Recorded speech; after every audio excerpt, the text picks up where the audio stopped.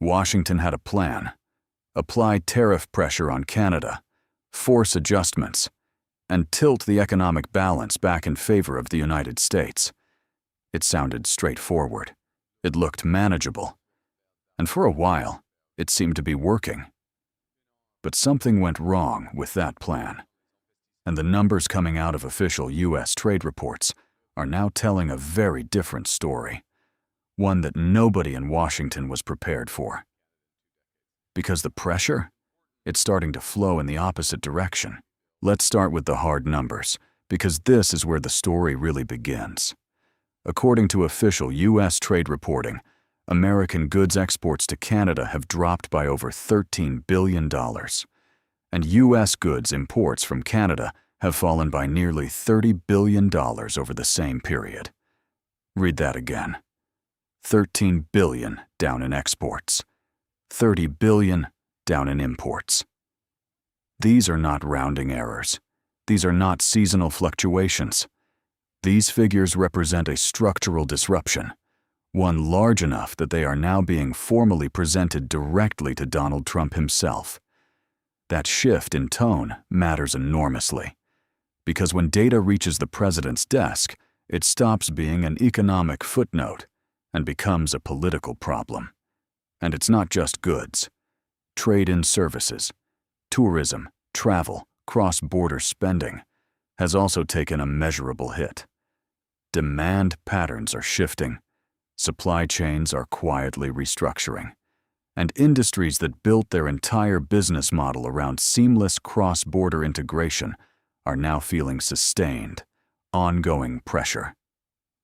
What makes this moment unique is that the discussion has moved beyond political rhetoric. It has landed in hard economic indicators that are very difficult to dismiss, and even harder to spin. Now here is what Washington also did not fully account for: the Canadian consumer. Across Canada, there has been a quiet but powerful shift in how people shop. Buying decisions, once based purely on price and convenience, are now being made through a very different lens. Ordinary Canadians are checking labels, they are choosing domestic products, and they are deliberately avoiding American brands, not because the government told them to, but because the trade war made it personal. This is not a temporary boycott. It is a sustained behavioral change, and it is now feeding directly into the economic data. At the same time, Canada's institutional response has been locking in the same direction. The federal government's Buy Canadian procurement policy, introduced in December, now requires that government contracts worth $25 million or more must prioritize Canadian workers and Canadian industries. The result is a feedback loop. Consumer behavior reinforces policy. Policy reinforces behavior. And together, they are creating a level of economic consistency that makes the overall shift far more durable than a typical trade dispute response. This is not improvised. This is coordinated. And coordination, as Washington is now discovering, changes everything. If you want a single example that captures the precision of Canada's response, look no further than the alcohol market. Before the trade war, the LCBO, Ontario's Liquor Control Board, was purchasing approximately $1 billion worth of American wine, spirits, and liquor every single year. $1 billion, flowing directly from Canadian shelves to American producers. Since March 2025, that number has dropped to zero. American alcohol has been completely removed from LCBO shelves. It cannot be purchased online by restaurants. It cannot be ordered through regular channels. The tap has been turned off. And it is not just Ontario. Provinces across the country have taken similar steps, with the BC Liquor Distribution Branch maintaining active lists of removed U.S. products, and other provinces following the same direction. Ontario's Finance Minister's office has stated clearly, until U.S. tariffs are completely removed, American alcohol stays off the shelves. U.S. officials are now flagging this in formal trade reports, calling it an unfair trade practice and demanding its immediate removal. The fact that it has reached formal diplomatic documentation tells you exactly how effective the measure has been. This is not a symbolic gesture. This is a targeted, billion-dollar contraction of market access, executed through centralized distribution systems that translate policy decisions into immediate, visible economic outcomes. All of this raises an important question. Is Canada just reacting? Or is there a deliberate strategy behind these moves? The evidence increasingly points to strategy. Under Prime Minister Mark Carney, the approach has not been fragmented or reactive. It has been coordinated across multiple layers simultaneously: consumer behavior, institutional procurement, provincial policy, and trade diplomacy, all moving in the same direction at the same time. Instead of simply matching tariff for tariff, Canada has been methodically reshaping the conditions under which trade operates, aligning public behavior with economic policy, redirecting government spending toward domestic suppliers, building a response that compounds over time rather than peaking and fading.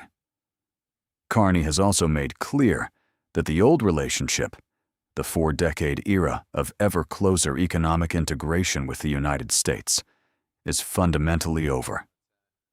Canada is now actively diversifying its trade relationships, entering advanced discussions with the European Union, and exploring new markets that reduce dependence on any single trading partner.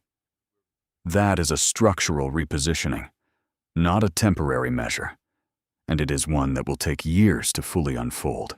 Here is the part that Washington is only beginning to fully absorb. The tariffs were designed to hurt Canada, and they have. Canadian employment in export-dependent sectors has dropped. The Bank of Canada cut its policy rate twice in early 2025 in direct response to the uncertainty. Businesses on the Canadian side are dealing with higher costs, supply chain disruptions, and reduced revenue. But the damage does not stop at the border. American households are now paying an estimated $1,300 to $2,000 more per year as a direct result of tariff costs, the largest effective tax increase as a share of the U.S. economy since 1993. States like Michigan, Ohio, and California, deeply connected to Canadian supply chains and export markets, are feeling the impact in ways that are starting to show up in unemployment data and business confidence surveys. The auto sector alone tells the story.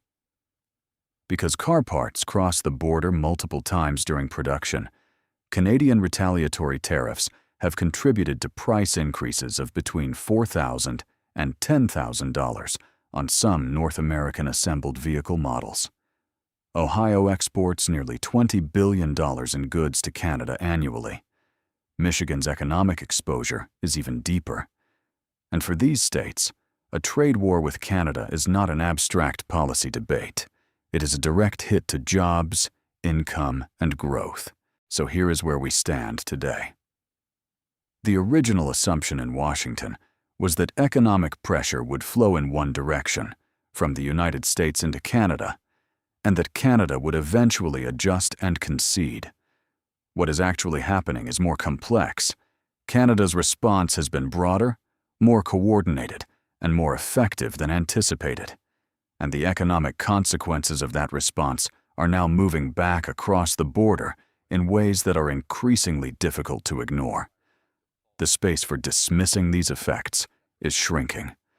Because once the numbers start appearing in formal reports, on the president's desk, and in the economic data of key U.S. states, the pressure to reassess becomes real. The CUSMA review deadline of July 1st is approaching, and the conversation between Ottawa and Washington is no longer about who blinks first. It is about who can sustain the pressure longer. That is the real question now. And on Canada 24/7, we will keep tracking every development as this story continues to unfold. If you found this analysis valuable, subscribe to Canada 24/7, hit the notification bell, and share this video with someone who needs to understand what is really happening between Canada and the United States right now. We go beyond the headlines, so you understand not just the news, but the forces shaping it.